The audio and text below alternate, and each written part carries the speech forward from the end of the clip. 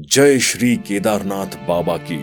दोस्तों, केदारनाथ मंदिर 12 ज्योतिर्लिंगों में से एक होने के साथ साथ 4 धामों में से भी एक है। ऐसे में हर सनातनी का ये सपना होता है कि वो एक बार बाबा केदारनाथ के दर्शन कर ले। तो अगर आप भी सोच रहे हैं केदारनाथ की यात्रा करने को, तो बने रहिए हमारे इस वीडियो में, क्योंकि हम आपको बताएंगे केदारनाथ जाने के क्या क्या साधन हैं, आपका टोटल कितना खर्चा आएगा, यहाँ तक कि खाने पीने और रुकने की क्या व्यवस्था होगी और आप वहाँ जाके कहाँ घूम सकते हैं। इसी के साथ अगर आप पैदल यात्रा करने में समर्थ नहीं हैं, तो आप किस तरह हेलीकॉप्टर से वहां जा सकते हैं। तो पूरी जानकारी के लिए बने रहिएगा वीडियो के अंत तक। सबसे पहले दोस्तों बात करते हैं कि केदारनाथ कैसे पहुँचे। सबसे पहले ट्रेन के बारे में जानते हैं। इसके लिए आपके पास 3 विकल्प हैं। पहला हरिद्वार रेलवे स्टेशन, दूसरा देहरादून रेलवे स्टेशन और तीसरा ऋषिकेश रेलवे स्टेशन। अगर आप ऋषिकेश रेलवे स्टेशन आते हैं तो आपको बस का सफर 30 किलोमीटर कम करना पड़ेगा। केदारनाथ जाने के लिए आपको सबसे पहले जाना होगा सोनप्रयाग, और यहाँ जाने के लिए आपको कोई परेशानी नहीं होगी। फिर चाहे आप किसी भी रेलवे स्टेशन पर उतरे, क्योंकि इन तीनों ही रेलवे स्टेशनों से सोनप्रयाग के लिए बस इजीली अवेलेबल हैं। वहीं अगर आप फ्लाइट से आते हैं तो आप देहरादून एयरपोर्ट पर लैंड करेंगे और फिर अपना वही सहारा यानी कि बस। लेकिन अगर आप चाहे तो यहाँ पर कुछ प्राइवेट गाड़ियाँ भी हायर कर सकते हैं। आपको बता दें कि हरिद्वार से सोनप्रयाग का डिस्टेंस 230 किलोमीटर का है और देहरादून से सोनप्रयाग 250 किलोमीटर है और ऋषिकेश से सोनप्रयाग मात्र 210 किलोमीटर है। हालांकि आपको इन सभी जगह से सोनप्रयाग पहुंचने के लिए लगभग 7 से 8 घंटा तो लग ही जाएगा। वहीं अगर इन सब की टाइमिंग की बात करें तो इन तीनों जगह से ही बसें सुबह 5 बजे से चलना शुरू हो जाती हैं और शाम के लगभग 7 बजे तक आपको बसें मिल जाएंगे। इसी के साथ अगर आपको बस में बैठने की आदत नहीं है तो आप पहले से ऑनलाइन बुकिंग करके विंडो सीट ले लें, क्योंकि ऑफलाइन टिकट लेते टाइम आप सीट खुद चूज नहीं कर पाएंगे। वहीं इन बसों का किराया 350 रुपए प्रति व्यक्ति से 500 रुपए प्रति व्यक्ति तक रहता है। ये किराया इस पर निर्भर करता है कि आपने कौन सी बस ली है, क्योंकि यहाँ कुछ पुशबैक सीट वाली प्राइवेट बसें भी चलती हैं, जिनमें आप आराम से बैठ के जा सकते हैं और इनका किराया 500 रुपए प्रति व्यक्ति से शुरू होता है, जो कि कभी कभी 600 रुपए तक भी पड़ जाता है। अब आप में से कुछ लोग ऐसे भी होंगे जो स्लीपर बसों में लेट के जाना चाहेंगे, लेकिन सॉरी दोस्तों, यहाँ ये सुविधा उपलब्ध नहीं है, क्योंकि यहाँ का रास्ता ऐसा नहीं है कि आप लेट के जा पाए, इसलिए यहाँ ऐसी कोई बस अवेलेबल नहीं है। हाँ, अगर आप अपनी गाड़ी से आ रहे हैं तो आराम से आ सकते हैं, लेकिन आप किसी भी साधन से आइए, आप सिर्फ सोनप्रयाग तक ही आ सकते हैं, क्योंकि इसके आगे किसी भी तरह की बस और प्राइवेट गाड़ियाँ अलाउड नहीं है। अगर आप सोनप्रयाग में अपने गाड़ी से आए हैं तो अपनी गाड़ी यहाँ आराम से पार्क कर सकते हैं, जिसके लिए आपको 24 घंटे के लिए 50 रुपए देने होंगे।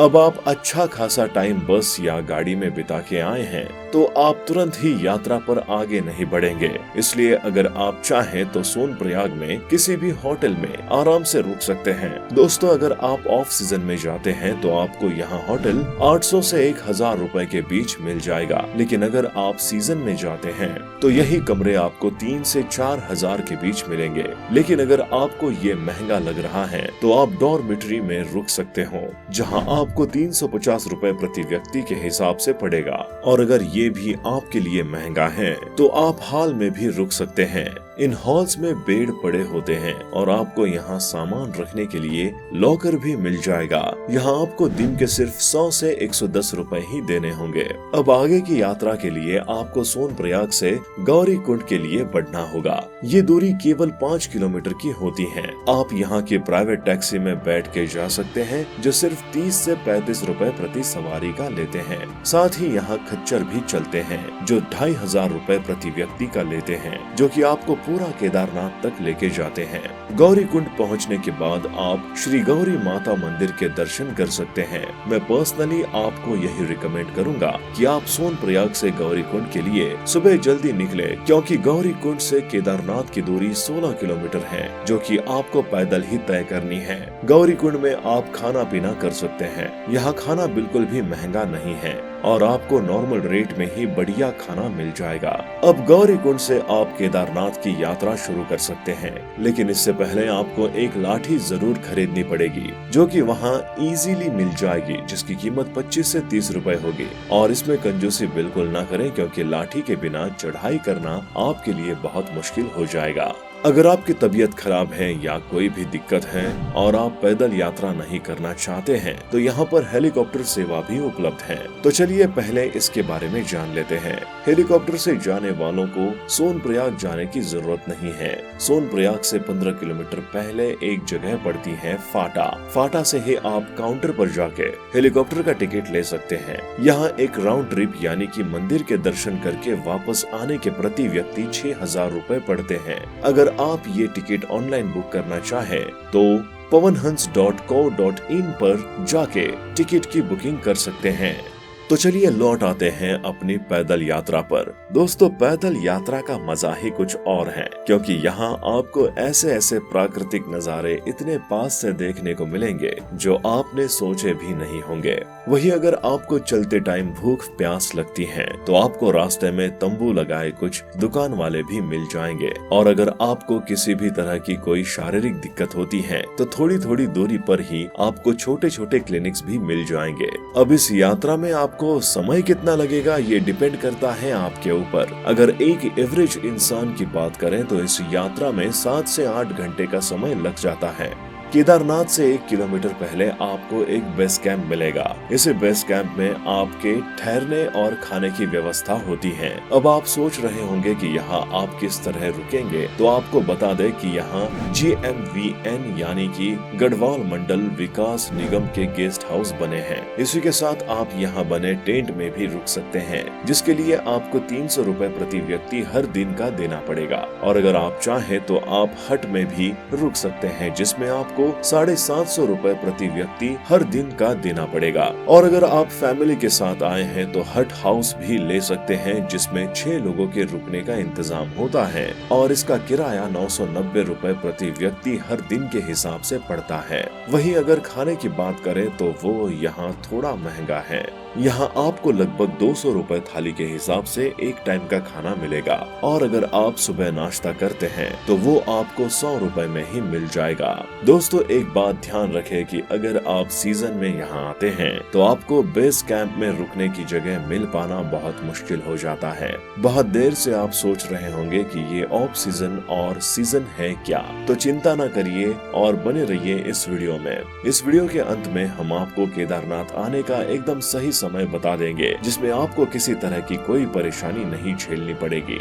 दोस्तों, केदारनाथ मंदिर रात के 9 बजे बंद हो जाता है, इसलिए आपको इससे पहले ही दर्शन करना होगा या फिर आप दूसरे दिन दर्शन कर सकते हैं। ऑफ सीजन में बहुत आराम से दर्शन हो जाते हैं, लेकिन सीजन में आपको यहाँ लंबी लाइन देखने को मिलेगी। यहाँ 100, 200 और 300 रुपए के हिसाब से प्रसाद मिलता है। आप अपनी सुविधा के अनुसार कोई भी चुन सकते हैं। आप केदारनाथ से आधा किलोमीटर दूर भैरव बाबा के मंदिर भी जा सकते हैं। इसी के साथ अगर आप घूमने ही निकले हैं तो आप वासुकी ताल भी जा सकते हैं, क्योंकि यहाँ जैसे प्रकृति की सुंदरता आपको कहीं देखने को नहीं मिलेगी। अब अगर समय की बात करें तो आपको इस मंदिर की पैदल यात्रा और यहाँ रुकने के लिए कम से कम 4 दिन तो निकालना ही पड़ेगा, और बाकी जो भी ट्रेन या प्लेन में टाइम लगा वो अलग। वहीं अगर कुल खर्चे की बात करें तो आप अगर पैदल यात्रा करते हैं तो आपको 3,000 रुपए प्रति व्यक्ति का खर्चा आएगा। आप एक बात का और ध्यान रखें कि यात्रा पर जाने से पहले यात्रा पास जरूर बनवा लें। यात्रा पास आप registration@touristcare.uk.gov.in साइट पर भी बना सकते हैं। ये पास फ्री में बनता है, तो इसमें किसी तरह की लापरवाही बिल्कुल ना करें। इसे बनवाने के लिए आपको सिर्फ आधार कार्ड की जरूरत पड़ेगी। वहीं जो भी लोग 50+ उम्र के हैं वो लोग अपना मेडिकल सर्टिफिकेट भी बनवा लें। तो चलिए अब सीजन के बारे में जान लेते हैं। वैसे तो बाबा के दरबार में जाने का कोई समय नहीं होता है, लेकिन अगर आप बेस्ट टाइम जाना चाहते हैं तो आप मई जून में जा सकते हैं और उसके बाद आप 15 सितंबर से दिवाली के बीच जा सकते हैं। इसके बीच का जो भी समय है यानी कि जुलाई से मिड सितंबर का समय, ये समय बेहद ही खतरनाक होता है क्योंकि बारिश में लैंडस्लाइड्स होने की वजह से अक्सर रास्ते बंद हो जाते हैं और साथ ही बहुत से हादसे भी हो जाते हैं। हम मानते हैं कि सीजन में आपका खर्चा थोड़ा ज्यादा आएगा लेकिन आपकी सेफ्टी भी बनी रहेगी। उम्मीद है दोस्तों इस वीडियो से आपको ये समझ आ गया होगा कि किस तरह से आप केदारनाथ जी के दर्शन करने जा सकते हैं और उम्मीद है कि आप भी जल्द ही बाबा के दर्शन करेंगे। अगर आपको हमारा ये वीडियो पसंद आया हो तो वीडियो को लाइक और शेयर करें और ऐसे ही और भी वीडियोस को देखने के लिए हमारे चैनल को सब्सक्राइब करना ना भूलें।